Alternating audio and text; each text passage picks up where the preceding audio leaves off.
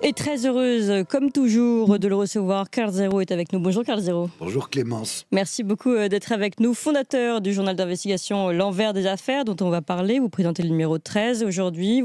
Vous êtes aussi fondateur de la chaîne TV du numérique Karl Zéro TV et encore de cette association justicepourlenfance.org sur laquelle on dira quelques mots également. Avant de se plonger dans ce dernier numéro de L'Envers des Affaires, je vous propose d'écouter ce petit teasing. Le numéro 13 de L'Envers des Affaires est enfin en kiosque et ça valait le coup d'attendre. En fait, c'est à hurler. Chaque jour que Dieu fait, l'aide sociale à l'enfance place abusivement des gosses pour des raisons stupides, grotesques. Attention, on parle là de 330 000 enfants. 80% d'entre eux n'ont aucune raison d'être placés. Mais l'ASE fait du chiffre, au bénéfice d'associations qu'elle agrée et qui se gavent sur le dos de ces mêmes gosses, avec notre pognon. Ce système à la con, il nous coûte 10 milliards par an. Vous imaginez, à nous, les contribuables.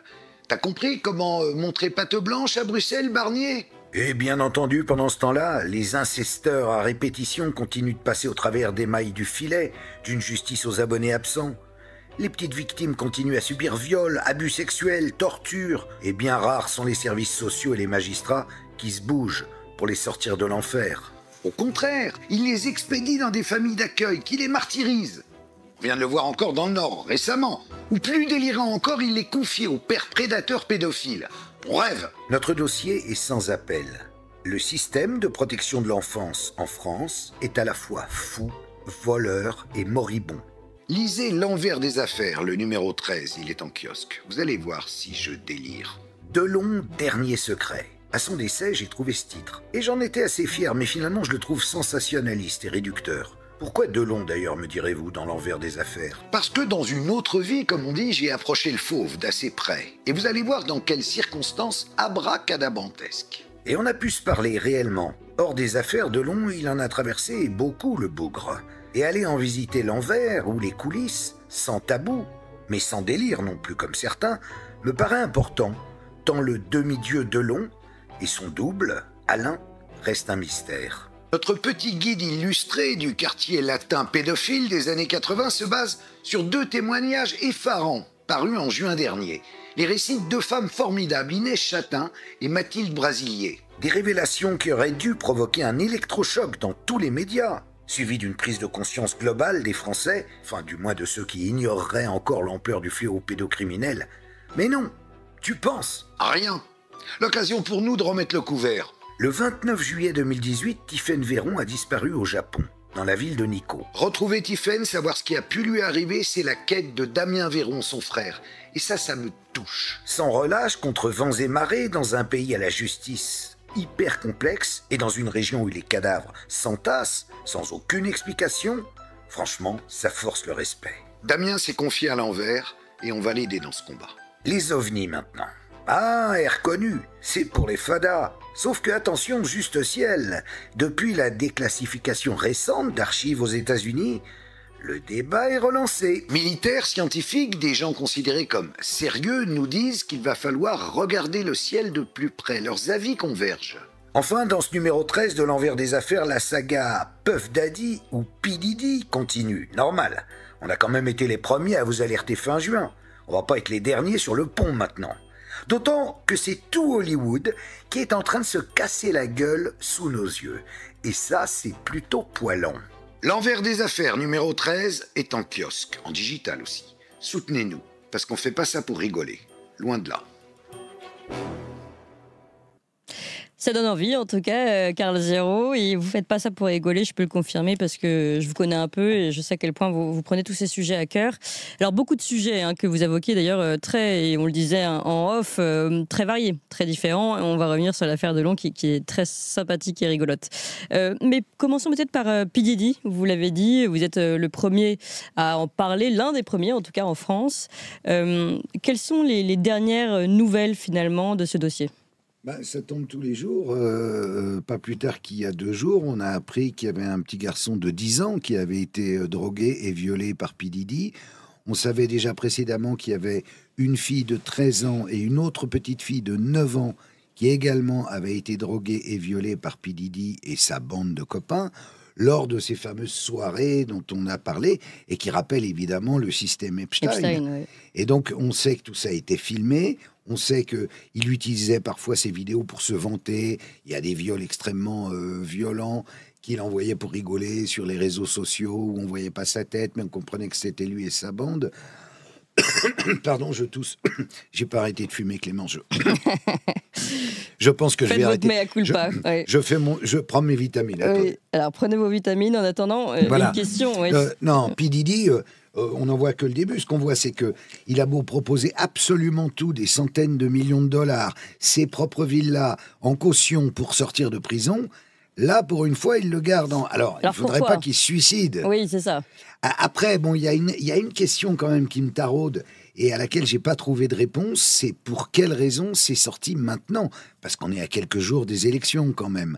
Est-ce qu'il n'y a pas quelque chose autour de Kamala Harris? Évidemment, puisqu'on sait qu'ils étaient proches d'Obama, proches de Michelle Obama et proches de Kamala. Est-ce qu'il n'y a pas eu une soirée? Est-ce qu'il n'y a pas eu des vidéos? Est-ce que c'est pas par derrière l'équipe de Trump qui va sortir... Elon Musk qui est quand même renseigné, qui a du pouvoir, qui a des réseaux, qui a ouvert les Twitter files, qui est capable d'en ouvrir d'autres. Donc, est-ce qu'on ne va pas, dans les jours qui viennent, avoir une révélation? J'aurais bien voulu... Vous pensez qu'il y a une stratégie d'attente de dernière minute? C'est possible, parce que c'est quand même... Ça peut... S'il y a une révélation autour de Kamala, précisément, ça peut inverser le cours de l'élection. Il est déjà bien en... Il est bien emmanché, si on peut dire. Oui. Mais, bon, à qui profite le crime? Moi, l'expérience m'a appris que quand quelque chose arrive comme ça, rien ne tombe du ciel, à part le Saint-Esprit. Enfin, surtout ces choses-là, je dirais, en général, pour qu'elles sortent et qu'on les entende, c'est qu'il y a une instrumentalisation. Il y a quelque chose derrière, donc j'essaye de comprendre d'où ça peut venir, et pour l'instant, je ne vois pas, mais je vais finir par trouver. Alors, justement, toujours dans cette analyse de l'événement, plus que des faits, ce qui est intéressant aussi, c'est de voir que finalement tout le monde s'éloigne de P. Diddy. Là, comme vous dites, il faudrait quand même pas qu'il se suicide dans sa prison. Là, d'un seul coup, grand silence autour de lui. Parce que tout le monde était pote avec lui, que tout le monde était dans ses soirées. Encore là, beaucoup plus qu'Epstein. Il y avait vraiment tout Hollywood qui venait. C'est pas qu'une histoire de rappeur black à casquette à l'envers. C'est tout le monde. Donc les acteurs, les actrices, et c'est tout un système qu'on avait vu au monde. Est-ce qu'il y avait un système de chantage aussi comme le réseau Epstein ou pas? Oui, pour réussir dans la carrière, ça c'est évident. Bieber le dit, tous le disent. Il fallait passer à la casserole pour être présenté aux bonnes personnes dans les bonnes maisons de disques ou pour avoir le bon rôle dans le bon film, etc. Donc il y avait ce système peu à la Weinstein. Mais ce système de film et d'être retenu finalement un peu par des films compromettants, par exemple. Aussi, bien sûr, et ça permet de tenir aussi. Quand vous êtes P. Diddy, si vous tenez le patron d'Universal par des vidéos compromettantes, évidemment, votre carrière et la carrière de vos poulains ou de vos pouliches est beaucoup plus facile. Donc il a mis en place un système. Est-ce qu'il y avait des gens au-dessus de lui? Comme toujours, sans doute. À qui rendait-il service?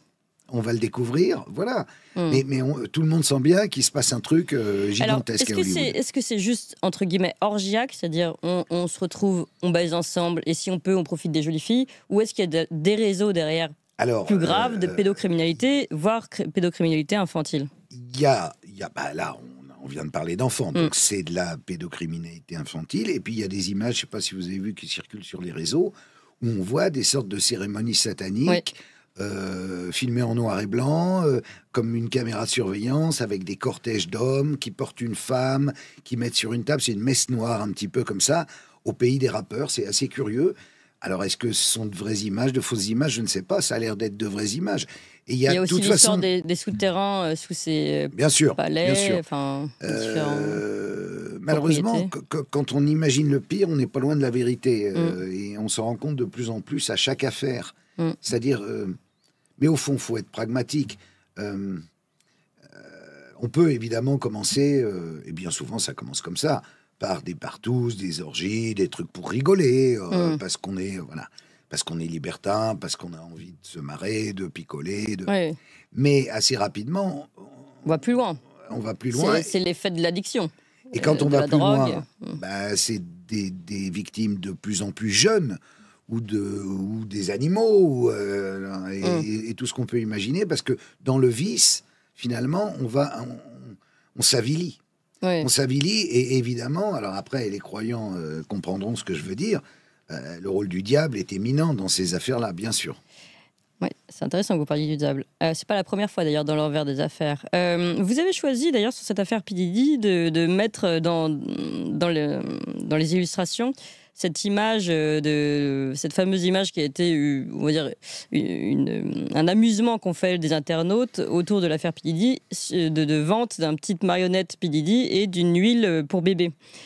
C'était pour revenir sur cette affaire des huiles. Est-ce que vous pouvez nous expliquer un peu l'affaire des huiles, c'est qu'il avait une pièce, il y a même la photo quelque part dans le journal, de la pièce où il a 10 000 bouteilles d'huile pour bébé. Ben voilà, c'est ça. Oui, c'est ça. Il y a une collection d'huile pour bébé absolument délirante.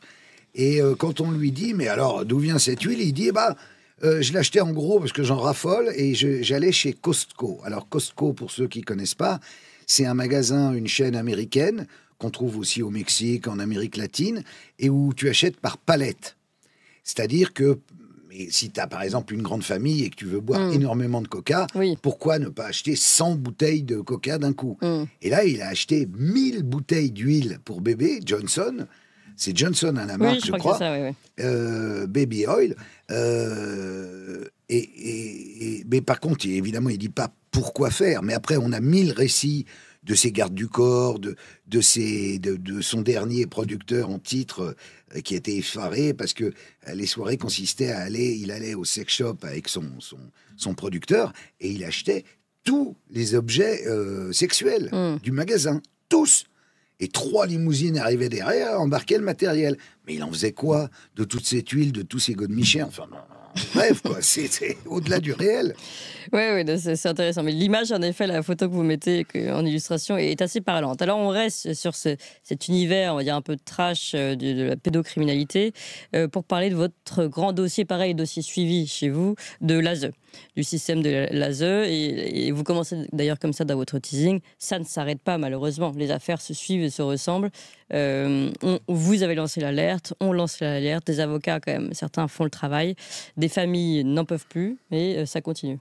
Alors là, oui, on est vraiment face Aide sociale à l'enfance, pardon, je précise. On est l'ex-DAS. On est face à un scandale qui est à la fois financier, puisque ça coûte 10 milliards par an. À vous, à moi et à tout le monde. Tout ça pour placer des enfants à tour de bras, puisque les différents gouvernements ont choisi cette option de dire il faut toujours plus de placements. Donc on a une espèce de machine, de bête qui s'auto-nourrit en plaçant. Et quand on parle avec les spécialistes, ils disent que 80% des enfants placés ne devraient pas être placés. C'est dingue. Oui. C'est-à-dire, c'est un signalement, mais ridicule, même d'une maîtresse qui veut pas faire du mal à l'enfant spécialement, mais qui dit il est mal habillé ou il n'a pas pris son petit déj ce matin. Et au 3e petit signalement comme ça, boum, les services sociaux s'en emparent, on retire l'enfant. Et alors l'enfant, qu'est-ce qu'il devient? Il se retrouve soit en foyer, soit en famille d'accueil. Il n'a plus sa famille, il n'a plus ses copains, il n'a plus ses habitudes, il n'a plus rien. Interdiction de communiquer. Il doit rebâtir son petit univers alors que son univers commençait à peine. Certes, son univers était peut-être pas parfait, mais il était mieux quand même que ce qu'il va trouver derrière. Il faut rappeler, on a des chiffres aussi, 15 000 enfants, 15 000 mineurs sont prostitués au sein de l'ASE. Ouais, c'est affreux. 15 000 personnes. Donc c'est quand même une usine à violer des gosses qui coûte 10 milliards par an et dont les représentants nous disent on manque de moyens. On rêve.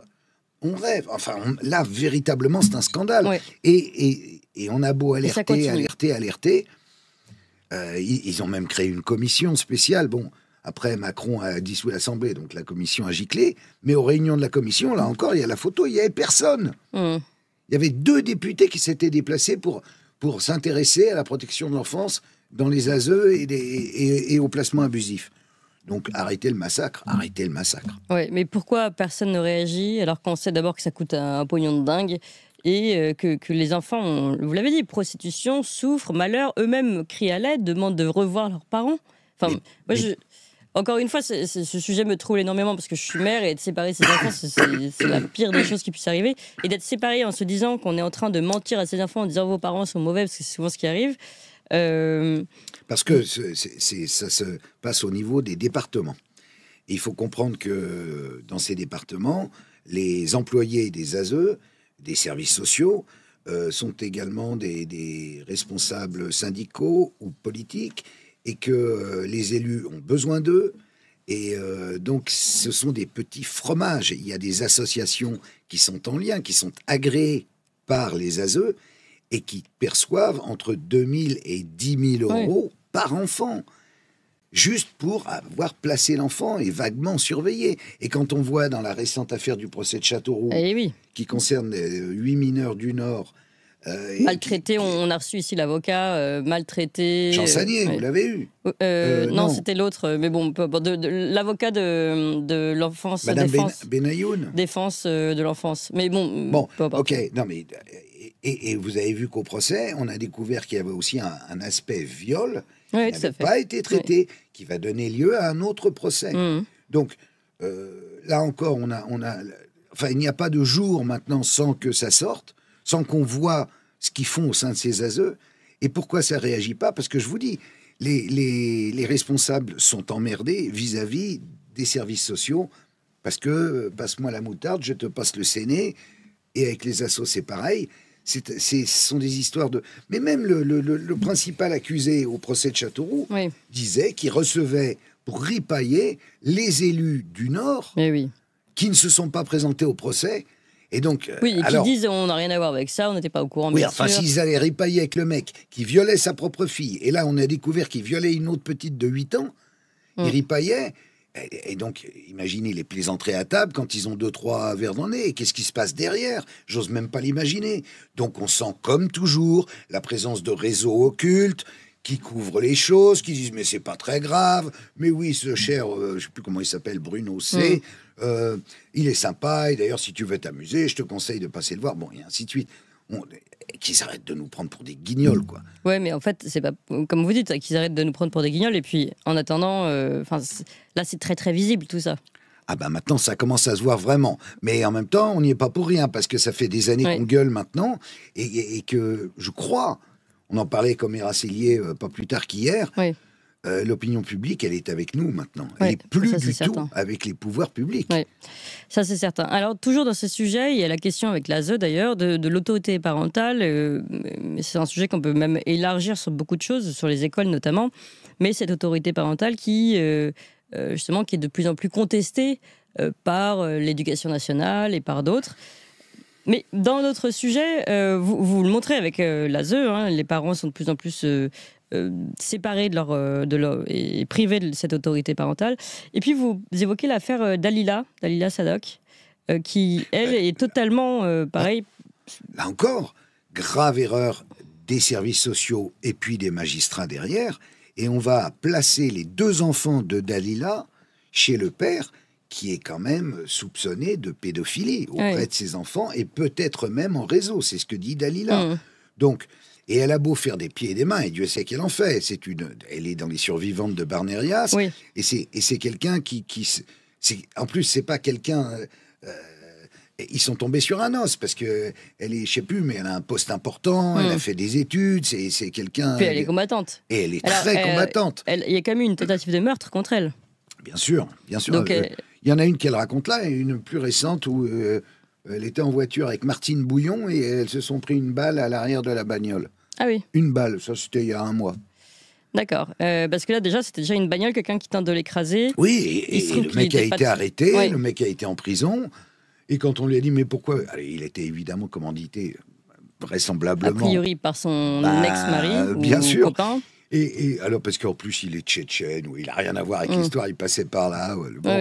Et il n'a aucune explication à donner, en réalité. Donc, en vrai, il avait pris un petit bifton pour aller faire un mauvais coup, et c'est les mêmes fonctionnements que dans l'affaire où il y avait les francs-maçons de la loge à Tanor. Mais elle, c'est ce qu'elle dit, en fait, c'est ça qui est intéressant. Elle pense que c'est... mais c'est la même chose. Cite à Ténor, non? Ou à Tanor, je sais à Tanor, je crois, mais peut-être à Ténor. elle les cite elle-même en disant je retrouve moi cette méthode. Donc ça veut dire qu'elle considère que c'est ça qui est à l'action aujourd'hui. Il est possible, dans son cas, qu'il ait des relations. Donc, loge franc-maçonne, je précise. Oui, c'est ça, son ex. Eu des articles du Parisien sur le sujet. Et trouver des hommes de main, c'est pas bien compliqué. Hein. Enfin, en tout cas, on voit bien que cette femme aujourd'hui, elle publie chez vous une lettre absolument poignante où elle dit « Je veux retrouver mes enfants, sauvez-les, ils sont en danger, il faut faire quelque chose. » Il y a les dessins, vous avez vu la poupée, ce que la petite fait à sa poupée. Oui, donc la petite, on a vu tout à l'heure dans le teasing, mais c'est une poupée Barbie et elle a une espèce de scotch partout autour d'elle, sur le visage, sur les reins et au niveau des articulations, comme si elle était maintenue comme ça. Voilà. Et puis l'explication qui est donnée par un spécialiste par rapport à cette façon de grimer sa propre poupée ou de la bâillonner, c'est que dans les sévices sexuels, souvent les enfants on masque le visage des enfants afin que l'horreur soit plus grande. Eh ben, l'horreur est de toute façon absolument affreuse. Et d'ailleurs, elle explique que quand elle récupérait ses enfants après le passage de son père, chaque fois ils étaient dans un état délabré, catastrophique, les enfants, psychologiquement, mais aussi physiquement. Sa fille a fait une MST à l'âge de 2 ans. Oui. Quand même pas banal. Oui, les choses sont quand même assez claires. Et malheureusement, pour le moment, elle n'entend pas gain de cause. Ah, pas du tout. Donc elle est toute seule et là, elle vous demande de l'aider. Elle est histrionique. Elle est considérée comme histrionique par les mêmes services sociaux et les experts qui l'ont rencontrée. Et alors, elle est très engagée. Elle est parfois un peu trop vitupérante. Mais en même temps, vous auriez piqué vos 2 gosses, vous auriez confié au père prédateur, vous seriez pareil. Donc, je serais pire. Vous seriez pire, je n'en doutais pas. Donc, la réalité, c'est qu'effectivement, il faut que ça bouge pour Dalila. Et il faut qu'on arrive à récupérer ces 2 gosses. Alors, qu'est-ce que nous, par exemple, ou vous pouvez faire là-dessus ? Travailler avec ses avocats et lui trouver d'autres avocats pour aider, qui viennent en renfort. C'est là où, par exemple, Justice pour l'enfance, ça peut aider ? Bien sûr, c'est ça. Justice pour l'enfance, c'est uniquement ça. C'est 39 avocats sur toute la France. On reçoit des demandes et on essaye d'aider tout le monde. Je rappelle un petit point sur Justice pour l'enfance, donc une association que vous avez créée qui permet d'aider justement dès qu'il y a des affaires comme celle-ci qui n'avancent pas avec des familles en détresse, et bien de mettre des avocats sur le coup. Et qui permet aussi de reverser les bénéfices de carlzero.tv qui diffuse des docs ou des films, des fictions, des courts-métrages qui concerne le fléau de la pédocriminalité. Donc Carl Zero TV aide Justice pour l'enfance, en fait. Oui, c'est-à-dire c'est le prolongement, en fait. Il y a d'abord eu le magazine L'Envers des Affaires, puis carlzero.tv. Et quand on fait carlzero.tv, on voit que c'est un sujet qui interpelle les gens, qui les intéresse. Il y a beaucoup, évidemment, d'anciennes victimes ou de jeunes parents maintenant qui ont peur pour leurs propres enfants. Et du coup, comme ça, je dirais pas que ça fait un volant formidable d'argent, mais là, l'année dernière, il y avait 10 000 euros de bénéfices. Je les ai mis dans Justice pour l'enfance. Et puis depuis, les gens envoient des dons. Donc, comme ça nous permet, nous, de l'autre côté, d'aider les avocats. Alors évidemment, on les paye au minimum syndical. Et donc, puis on exige font ça. Tout le monde fait ça, je veux dire, pour aider. Évidemment. Mais en même temps, c'est des heures qui ne passent pas sur d'autres dossiers. Donc il faut bien qu'ils soient rétribués. Et ce qui est important à dire, c'est que bien souvent, on tombe sur des affaires où il n'y a pas... ils n'ont même pas l'AGI, ils ont rien, les gens. Ils sont... Et donc, le fait d'avoir un avocat en qui il puisse avoir confiance, et voilà, et qui sera en même temps rétribué, est une bonne chose. Tout à fait. Et puis, peut-être aussi, parce que alors, il y a les affaires de réseau, mais il y a les affaires de répétition, de compréhension de tout ce monde-là. Vous apportez aussi une expertise, finalement, Justice pour l'enfance et vous-même. Oui, en fait, c'est un travail de longue haleine et il a fallu que je comprenne moi-même. C'est une forme d'étude. Finalement, j'ai passé un baccalauréat pédophilie pour arriver à comprendre tout, quoi. Comment ça fonctionnait, et aussi il y a un autre aspect des choses par rapport à Justice pour l'enfance, c'est le travail de comment approcher la justice. Sans la brusquer, c'est-à-dire sans qu'elle se referme comme une huître et qu'en plus plus rien faire. Voilà, parce que quand vous arrivez avec tenez. Alors, vous rencontrez un magistrat, tiens, j'ai là un dossier, c'est un réseau. Le mec, il est déjà... Mais oui, tu passais, mais je te vois plus. Je te vois plus. Allô. Mais alors, comment vous faites, là, sincèrement, vous avez des tips? Galère. On galère. Bah oui. C'est très difficile. Dès qu'il y a un réseau, attention, ça va remonter. Si jamais il y a un ou deux noms connus en plus dedans, alors là, c'est champagne, Donc en fait, il ne faut pas dire réseau tout de samba. suite. Non, il vaut mieux... Il faut ambiancer. Il faut Profil dire... bas. c'est une secte. Mm. Ça, ils comprennent. Ah oui, Mivilude, tout ça, ça marche. Ça. Voilà, ce côté-là, ça marche. Ils peuvent l'entendre. Mm. Le côté réseau pédosatanique, c'est... Allez, Karl, t'es gentil. Intéressant. Alors, on change complètement de sujet. Vous avez abordé le Japon. Alors, ça, c'est une affaire terrible, le Japon. C'est l'histoire d'une disparition. Oui, d'une femme à peu près de ton âge. Je sais plus Oui, si on très se tutoie, jeune, on se très voit. jeune. Oui, bah, on se tutoie. Enfin, ça dépend des fois, mais je crois qu'on se On tutoie. se tutoie vos voix. Oui. Une femme à peu près de ton âge qui est passionnée par le Japon, qui part... Alors, elle a quel âge, je vais vérifier. Elle a 36 ans, hein, bah, bravo. Ouais, là, vous êtes sur mon âge. Voilà, je m'en doutais un peu. Imagine, tu arrives au Japon, tu es passionné, tu vas à Nikko parce qu'il y a les temples et tout. Et dès le lendemain matin, hop, tu disparais. Pif, paf, et on te retrouve jamais. Ouais. Et quand on dit, alors, elle est où? Là, c'est très compliqué parce que au Japon, il y a une grande mode, c'est de disparaître. Surtout dans cette région. C'est deux choses. Au Japon, globalement, le fait de disparaître, c'est un sport national. Ah ça bon, à se ce point-là fait énormément. C'est horrible. Oui. Et il n'y a pas d'enquête. Parce que c'est les gens, ils veulent changer de vie, ils en ont marre, ils pètent une durite. Non, mais c'est vrai, c'est ça ou ça, c'est ce qu'on dit derrière? Non, ça c'est un vrai problème au Japon. Deuxième problème, c'est qu'au Japon, la loi est vraiment très complexe et pour arriver à les faire travailler, c'est extrêmement difficile. Alors, mais en même temps, je peux pas mais trop en surtout, dire ils veulent pas se mettre en porte-à-faux. J'imagine que c'est ça. Parce que moi, j'ai lu, c'est que à chaque fois qu'on leur reproche de ne pas avoir fait une enquête à un certain endroit, ils y vont, mais Arculon. Oui, Arculon, exactement. Arculon, et puis ils la preuve du foulard qu'elle a jamais porté en disant il n'y a pas d'ADN dessus. Ce foulard lui appartenait. Et par contre, quand ils vont faire les tests de luminol dans la chambre, alors là, éclaboussure de sang partout dans la chambre, et là, ils n'enquêtent pas. Oui. Et tiens, il y a dû avoir du sang. Puis c'est terminé. On voit les images. Et en même temps, on ne peut pas trop, et surtout la famille ne peut pas trop les emmerder, si j'ose dire. Le même problème que ce qu'on disait tout à l'heure. Parce que sinon ils se referment et c'est fini. Ils coupent la communication. Agace. Voilà. Donc ils peuvent rien faire. Là, ils comptent encore un peu sur, je crois, un des parquets français qui peut relancer l'affaire en mode cold case, mais ça va pas aller très loin. Oui, le fameux truc de Nanterre, là. Mais heureusement, ils sont 4 enfants, je crois, dont un frère et une sœur qui est journaliste d'ailleurs et qui fait un travail d'enquête, et un frère qui fait un super travail aussi, mais c'est absolument terrible. Elle disparaît et très difficile.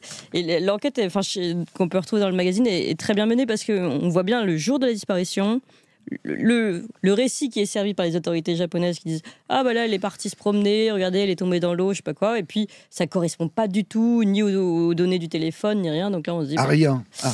Il y a clairement un mensonge. Il est probable que le tenancier de l'hôtel en question... Qui ment? Soit le coupable. Ah oui. C'est ce que je pressens, mais bon. Et parce qu'on est sûr qu'a priori, elle est morte. Sinon...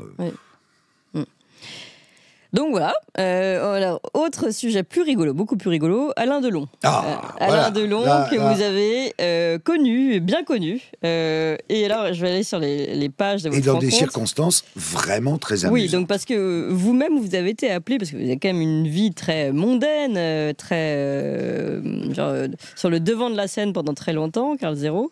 Maintenant, vous êtes sur le devant de la scène, mais une autre scène, on va dire. Vous avez été appelé à tourner un film, vous aussi, finalement. Oui, alors ça, c'est très, très drôle. Ça se passe en 95. Une nuit, je reçois un appel. C'est Bernard-Henri Lévy. Et moi, je suis persuadé que c'est Laurent Baffy qui me fait une blague. Ah oui, d'accord. Je lui dis, Laurent, arrête tes conneries. Il est 1h30 du matin, j'ai autre chose à foutre que... Mais non, pas du tout. Je suis réellement BHL. Je suis réellement Bernard-Henri Lévy. Et je m'apprête à tourner un film au Mexique. Et d'ailleurs, c'est pour ça que j'appelle si tard. Excusez-moi pour le décalage horaire. Et j'ai pensé à vous pour interpréter Raoul Lévy, qui était le producteur, vous vous en souvenez certainement, de Brigitte Bardot. J'ai jamais entendu parler de ce Raoul Lévy. Je crois pas tellement que c'est Bernard-Henri Lévy qui me parle. Moi, je le connais surtout parce que je fais des sketchs à l'époque, à Nulle part ailleurs, sur Canal+. Et BHL est une cible favorite. Je Oui, me fous oui. de sa gueule avec sa chemise blanche et, tout, et la perruque pour faire le BHL. Mais en fait, non, c'est vrai. Et Il n'est pas finalement- rancunier alors. Hein. Non. Non, mais à l'époque, il a besoin d'un comique. Et moi, à l'époque, je suis un comique. Je suis un comique. Un comique un peu qui fait des sketchs un peu à message politique et tout, mais quand même, bon. Et donc, me voilà embringué dans cette affaire-là et je me retrouve avec Alain Delon. Et le Alain Delon est quand même un sacré morceau, un bougre. Et donc, ça commence par cette phrase terrible. J'ai dit bonjour, je suis Carl Zéro, ton nouvel ami, et il me répond j'ai eu que 3 amis dans ma vie Jean Gabin, Maurice Renet et Lino Ventura. Et que je sache, tu n'en fais pas partie. Ouais, ça, Et je c'est suis très rigolo. Alain Delon. Ça, c'est très rigolo. Mais pourquoi aussi commencer par je suis ton nouvel ami? C'est bizarre. Ça, c'est moi, je suis joyeux. Oui, oui, c'est ça. Je suis joyeux. Moi, je suis bonne patte. Un peu provocateur, peut-être. Oui, mais en même temps, bon, t'es en face d'Alain Delon qui est un demi-dieu au Japon. Oui. Donc, si tu lui rentres pas dans le chou tout de suite, alors je vais raser les murs parce que c'est Alain Delon. Moi, je m'en cogne d'Alain Delon en même temps. Ok, c'est une star, mais moi, à l'époque, je suis à nulle part ailleurs. Je suis une petite star aussi. Oui, oui, tout à fait. Alors, il y a quand même, il faut le dire, ça un moment très, très amusant. Et je ne sais pas si ça plairait beaucoup à Alain Delon qu'on le dise, mais bon, il doit, à un moment donné, se baigner dans la piscine, c'est ça? Ah oui, ok. Ouais. Oui, bah ça c'est très très drôle parce que j'avais repéré, comme j'étais chafouin et taquin, Oui. j'avais repéré dans le scénario de Page 143 dans le scénario du film. voilà, que il devait se baigner nu dans la piscine pendant que dans une scène commune où on est tous les deux, qui est un peu zéphirellienne ou un peu oui, je dis la nuit de l'iguane. Ou bon, moi je suis en smoking blanc, un peu dépenaillé, comme ça, un peu revenu de tout, parce que Ariel Dombal, qui est censé être ma protégée, être Brigitte Bardot en vrai, veut quitter son producteur pour cet Alain Delon, qui lui est une espèce de vieil aventurier à la peau tannée par le soleil et tout ça. Enfin, Et qui- Alain Delon dans le texte, quoi. Ouais, Alain Delon.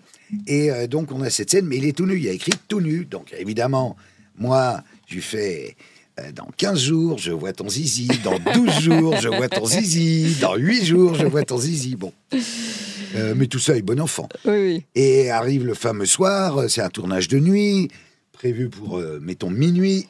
Minuit, il n'est pas là. 1 heure, il n'est pas là. 2 heures, il n'est pas là. 3 heures, il n'est pas là. Moi, j'en ai marre d'attendre. Et je m'inquiète, je tambourine à la loge. Et là, je me fais envoyer bouler direct. Ah non, Karl, commence pas à nous emmerder, me tutoyant subitement BHL. Et là, Delon finit par sortir. Il a un peignoir, il tire le peignoir. Et là, je vois quoi? Un slip. Mais c'est même pas un slip. Il est en bois, son slip. Tellement... J'ai fait comment? Tu n'es pas nu? Et là, il me refait ta gueule. Bon, ok. Puis après. Alors, il vous voyait visiblement. Fermez votre gueule, Karl. Ah, ça, c'était BHL. Ah oui, pardon. Alors, ah oui, c'était d'accord. Il y Ouais, a- Delon, les se deux ont dit ta Oui, gueule. oui, oui. Et donc, alors, il va dans l'eau. Cela dit, c'est là que je vois que c'est... En même temps, les choses sont marrantes, hein, parce que dans la vie, il y a les deux à la fois. C'est un excellent acteur. C'est-à-dire, il connaît vraiment... Moi, je connais mon texte, pas du tout. Lui, il connaît parfaitement son texte. Il est juste. C'est-à-dire qu'il est crédible. Il nage. En fait, il nage dans 10 cm d'eau. C'est pas du tout une piscine. C'est un pauvre bassin qu'ils ont peint en bleu. L'eau est glacée. Ah oui. Il a son slip en bois. Il nage. On dirait qu'il nage dans Son une piscine slip en de bois. 4 mètres de profondeur. Il est excellent. Mais quand même, on fait une prise, 2 prises. Puis je lui dis, mais pourquoi t'es pas tout nu? Oui. Oui, je suis très déçu. J'espérais voir ton zizi. Je dis la fin du texte de Karl. Bah oui, je suis déçu quand même.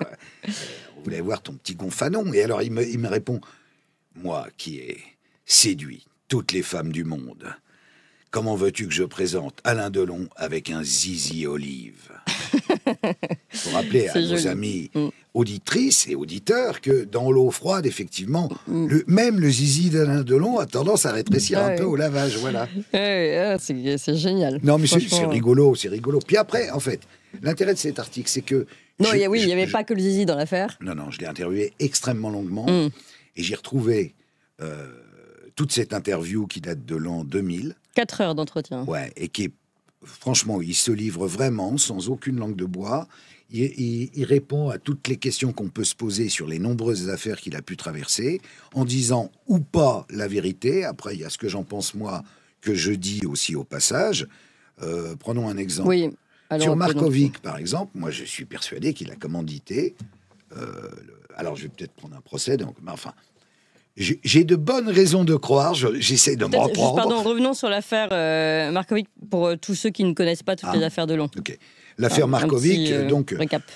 Markovic était un jeune et beau Serbe qui servait de chauffeur garde du corps à Alain Delon et malheureusement aussi d'amant à Nathalie Delon.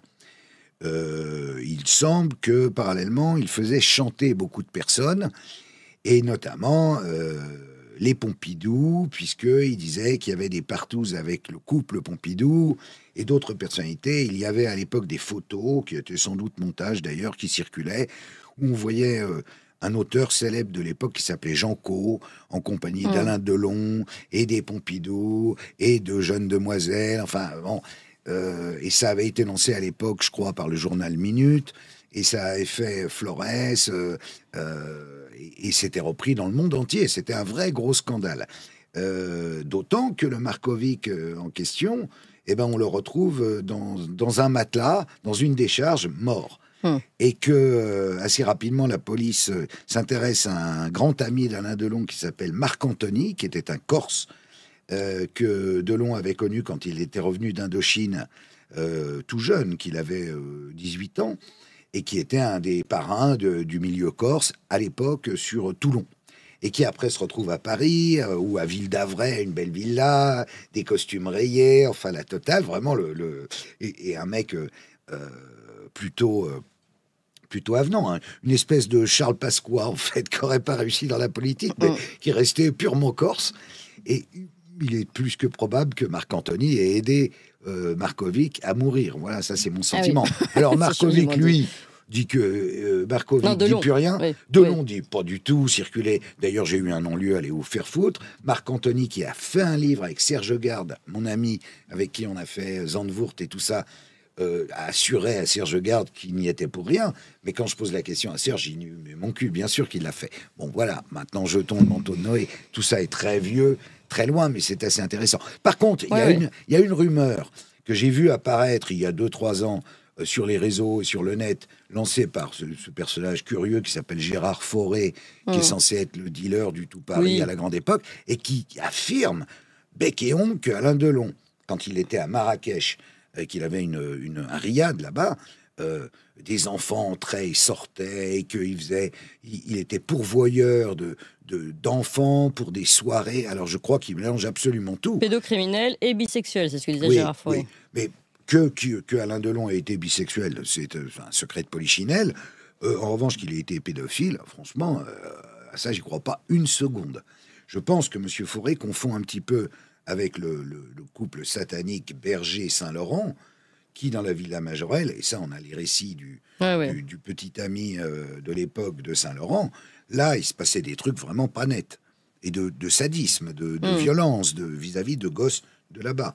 Mais on peut difficilement accuser Alain. Enfin, moi, j'y crois pas. J'ai d'ailleurs posé la question à Bernard Violet, qui est le mec qui sort bientôt un bouquin sur Delon, et qui avait sorti le fameux bouquin qui avait tant énervé Delon à l'époque, Les Mystères de Delon, et là il fait une nouvelle version avec de nouvelles révélations, qui m'a dit, écoute, moi franchement, j'ai jamais eu un récit qui allait dans ce sens-là. Alors, évidemment, dans les nouvelles accusations qui sont sorties dernièrement sur Alain Delon, c'était sa proximité avec Jean-Marie Le Pen. Ça, vous lui en avez parlé directement? Oui, c'est-à-dire que lui, il dit, je ne suis pas facho. C'est vrai qu'il n'était pas facho. C'est vrai qu'il était très, très à droite, voilà ce qu'on va dire. Il était vieille France, surtout. C'est pas tellement être facho, c'est-à-dire que je me souviens qu'à l'époque du tournage du film, j'avais droit tous les soirs à un cours de géopolitique sur le danger terrible que représentait l'islam à ses yeux, et ces invasions de migrants qui allaient arriver, et c'était la fin du monde.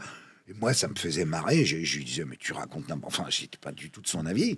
Et je lui disais, mais en même temps, il y a des apports. La France, c'est toujours... Bon, enfin, à gauche contre la droite, hein, vraiment. Bon. Et lui, il était... Mais pas facho, non. Facho, certainement pas. Après, il était très... Il avait, au fond, un besoin de se montrer très viril. Parce que, profondément... Il n'était peut-être pas. Il ne l'était pas. Et donc, il s'était forgé cette espèce de carapace de Alain Delon, l'homme. Froid, d'ailleurs, c'est ce que vous expliquez aussi sur le côté froid, qui pouvait être très très froid, mais c'était peut-être aussi une carapace. tout cas très binaire comme ça. Il pouvait être un jour adorable, comment t'avais mal au genou, ça va mieux ton genou, machin. Est-ce que tu vois, mon petit Karl, je te donne un petit verre, machin. Et le lendemain, il sait même plus qui t'es.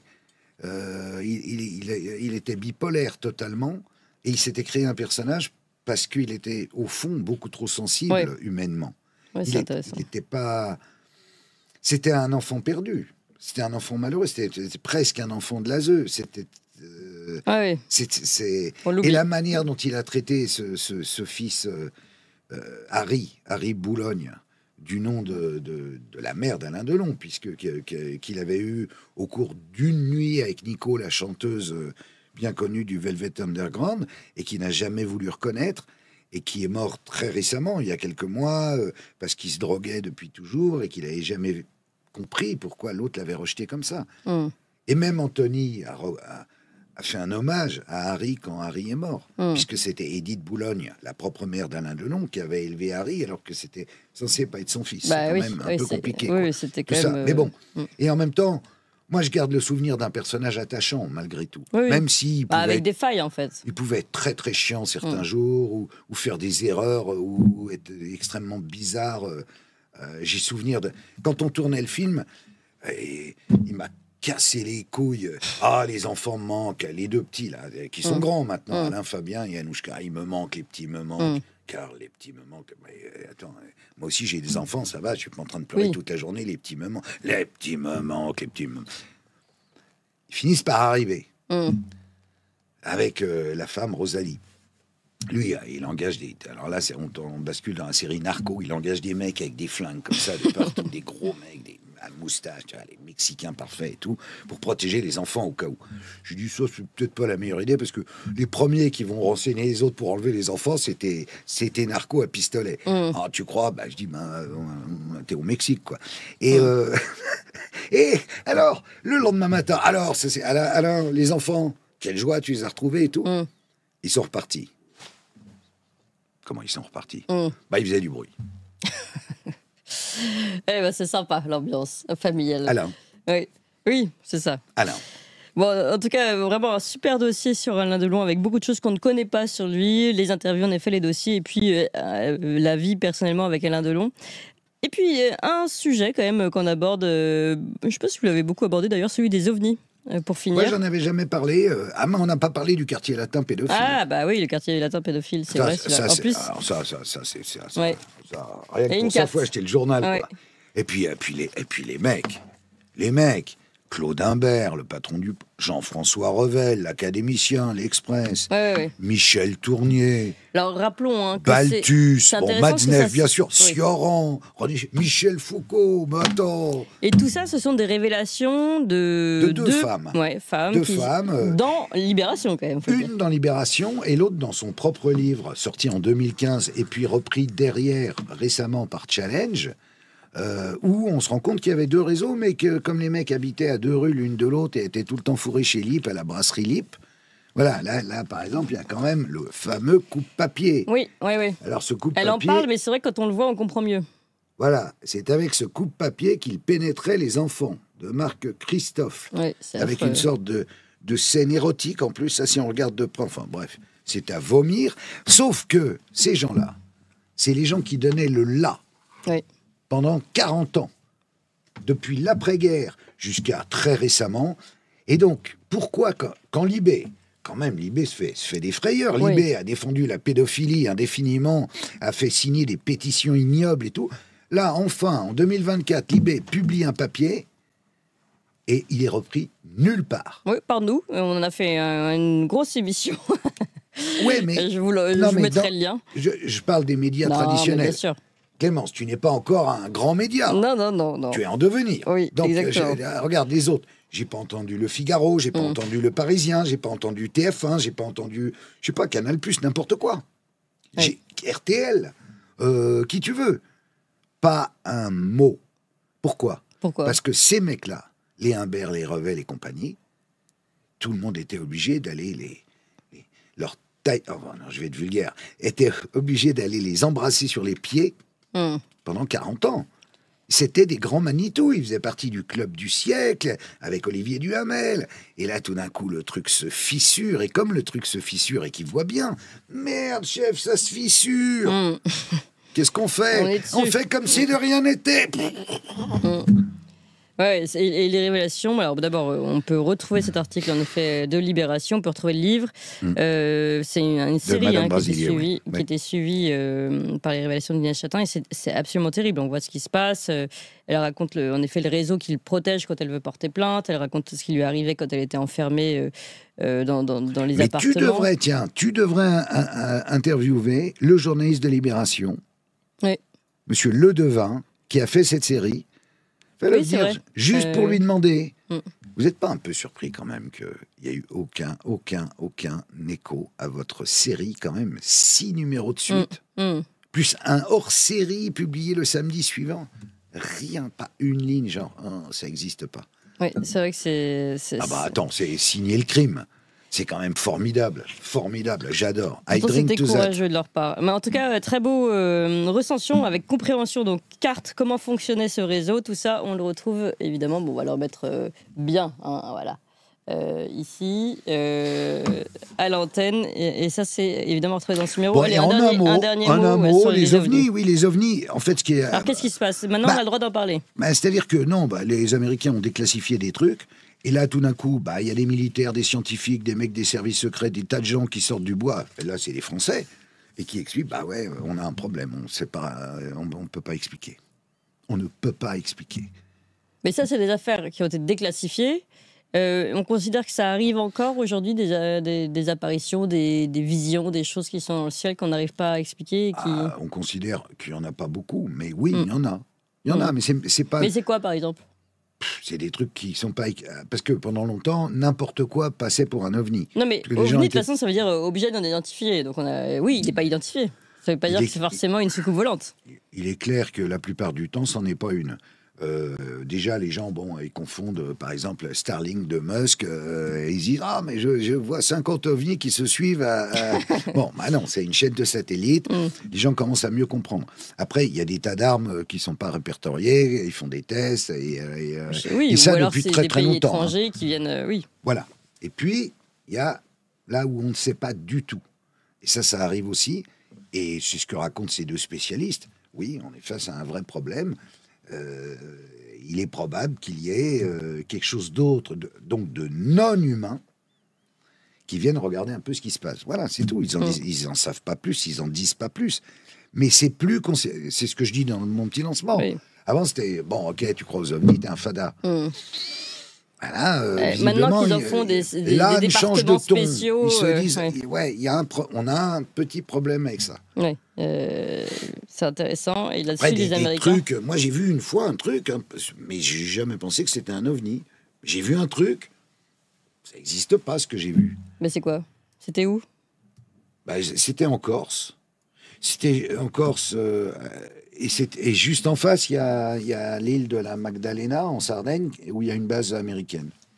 Je prenais le petit-déj, et tout d'un coup, j'étais tout seul. Il devait être 8 heures du mat'. Il y avait en face de moi le maquis, la mer, merveilleux. Et là, pendant l'espace de peut-être une seconde, il y a un truc qui est venu comme ça. Et il s'est barré. Et c'était un truc... Mais c'était pas au loin, c'était peut-être à 8 mètres de moi. Et c'était un truc qui était voilà, exactement comme ça, de cette couleur-là. En métal. En métal, avec un ou deux... Il y avait marqué MacBook Pro dessus. Non, il y avait... Et donc, je me suis dit, attends, t'as bu hier? Non. De café? Non. Je ne sais pas ce que c'était. Ça a fait. Alors, vous savez, juste, non, mais c'est intéressant parce que mais ça quand on regarde toutes les apparitions, elles sont souvent au-dessus des bases militaires, notamment nucléaires. Parce que peut-être ça tenait tout l'espace de mon champ de vision. Et ça ne faisait aucun bruit. Et je vous dis, c'était en acier. Il y avait comme une ou deux tubulures, ou je ne saurais pas dire. Il n'y avait pas de lumière spéciale. C'était tellement massif. Il y avait une odeur ou pas? Non. Et pas de bruit. Et je suis resté sans voix. Et je me suis dit, non, j'ai rêvé, et puis non, j'ai pas rêvé. Voilà. Eh bien, on a le droit. Ça, moi, je dirais, ça c'est un truc militaire dont tu parles pas. Voilà. Ou alors le militaire ou le nucléaire provoque des réactions ou des choses. Voilà, enfin, on interprète comme on veut. En tout cas, on a le droit de se poser les questions. Et vous le faites ici. Carl Zero présente l'envers des affaires, le numéro 13. On va le revoir ici apparaître en images, avec notamment ce gros dossier sur l'ASE. Mais vous avez vu beaucoup d'autres choses. Merci beaucoup, Carl Zero. Merci, Clémence. Et à très bientôt. Toujours un plaisir. Et c'est fini ici sur Toxin, c'est fini. Je ne m'entends pas, c'est bien. Je ne sais pas si vous m'entendez. Est-ce que vous pouvez me le dire ici dans le chat? En tout cas, je vois plein de cœurs. Vous pouvez mettre des cœurs, des likes, tout ça. On est tous avec vous. Et visiblement, il y a des petits problèmes de connexion ici. En tout cas, sachez, chers amis, si vous m'entendez, que d'abord, merci infiniment d'avoir été extrêmement nombreux. Ça y est, aujourd'hui, parce qu'on a dépassé les 6000 auditeurs. Vous mettez des cœurs, des likes, des pouces pour pousser au maximum cette vidéo qui a encore battu des records. Ensuite, autre annonce, vous retrouvez demain, c'est la Toussaint, donc vous ne retrouvez pas Nicolas Vidal, mais dimanche, en revanche, vous retrouvez André Berkoff. André Berkoff que vous retrouvez tous les dimanches à 13h. Cette fois-ci, il va interviewer un grand expert en politique énergétique. Essayez, de deviner tout de suite qui c'est. On peut faire une petite énigme ici en direct sur le chat. Vous pouvez aussi retrouver, vous savez, cette fameuse affaire de notre vidéo sur l'affaire Boulin. Affaire Boulin qui, visiblement, vous l'attendiez. Cette grande interview de la fille de Robert Boulin, qui a été, moi je le dis, assassinée. Eh bien, elle avait fait 32 000 vues en à peine 7 heures. Elle cartonnait cette vidéo, tout le monde allait la voir et elle a été supprimée par YouTube. On va la remettre en ligne cet après-midi, donc n'hésitez pas, soyez connectés et surtout poussez-la au maximum, envoyez-la à tout le monde pour qu'on retrouve justement cet élan qu'on avait eu pour cette première vidéo et ces grandes révélations sur l'affaire Boulin, sachant que comme je l'ai dit d'ailleurs pendant cette interview, on a un peu parlé avec Régis de Castelnau, il y a des nouvelles actualités. D'abord, on l'a eu en exclusivité juste après la rencontre avec son juge. Et puis, surtout, il y a eu ces derniers témoignages. Quelqu'un qui est arrivé, qui a donné des témoignages qui corroborent la thèse de Fabienne Boulin. Donc, surtout, allez la voir cet après-midi. Elle sera postée. Et je vous dis, donc, notre prochain rendez-vous, c'est dimanche, 13h avec André Berkoff. D'ici là, allez, des pouces, des cœurs. On veut que cette Toxin, en général, ce média, explose, qu'on soit toujours plus nombreux. Il n'arrête pas de monter en puissance et c'est grâce à vous. Donc merci infiniment. Et puis pour ceux qui ne l'ont toujours pas fait et qui veulent le faire, eh bien, je vous appelle à nous soutenir financièrement également. Toxin-media.fr. 5 € par mois change tout. Si vous faites tout ça, je vous assure, on va pouvoir aller très très fort, très très haut et très longtemps. Merci à vous et donc à dimanche 13h.